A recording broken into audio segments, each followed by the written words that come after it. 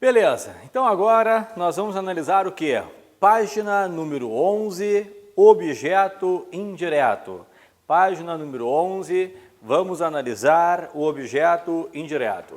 Bem, professor, o que eu tenho de saber a respeito do objeto indireto? Eu vou colocar aqui pontos importantes do objeto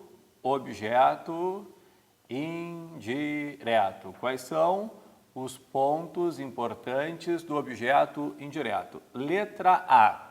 A pergunta para eu localizar o objeto indireto é verbo mais preposição mais que ou ainda quem. Então, a pergunta para eu localizar o objeto indireto, verbo mais preposição ou que ou quem. Relembrando, as principais preposições que introduzem objeto indireto: de, com, por, em, a. Aqui estão as principais preposições que introduzem o objeto indireto. Então, agora, eu vou colocar dois exemplos a fim de que possamos debater. Primeiro exemplo, os alunos gostaram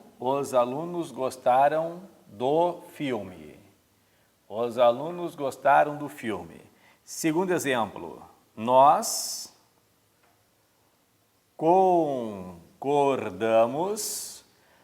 concordamos com o professor. Nós concordamos com o professor. Então, os alunos gostaram do filme e nós concordamos com o professor. Observa, primeira coisa que eu faço, eu localizo o sujeito.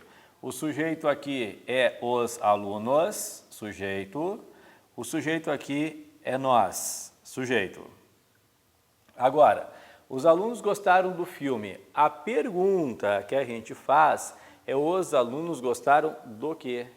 O que é do? Do é de mais o.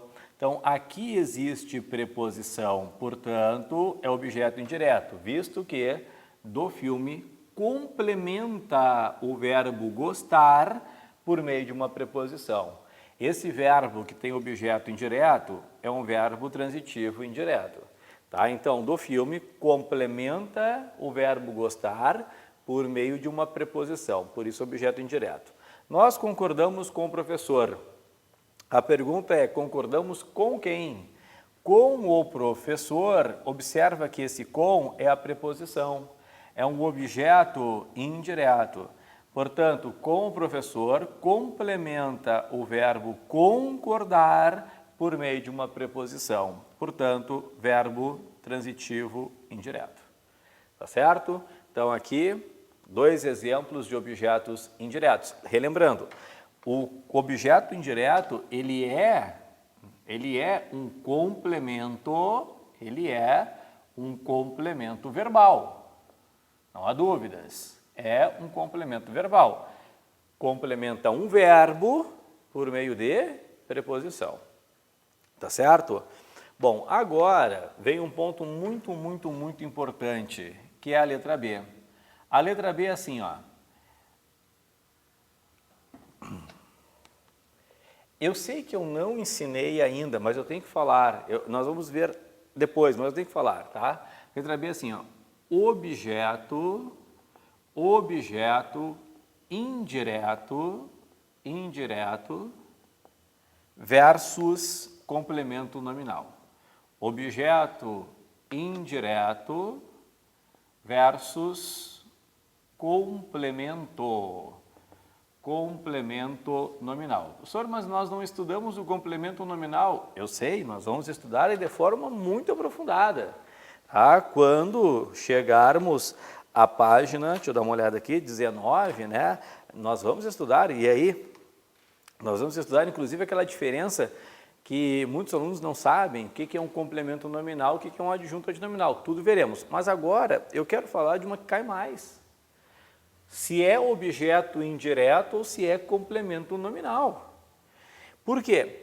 As preposições que introduzem o objeto indireto são as mesmas preposições que introduzem complemento nominal, ou seja, de, com, por, em, a, são as mesmas.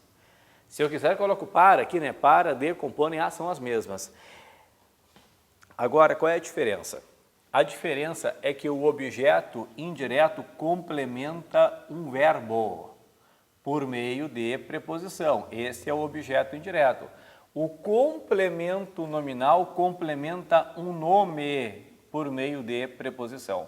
Por isso que eu insisti aqui em falar que o objeto indireto é o complemento verbal.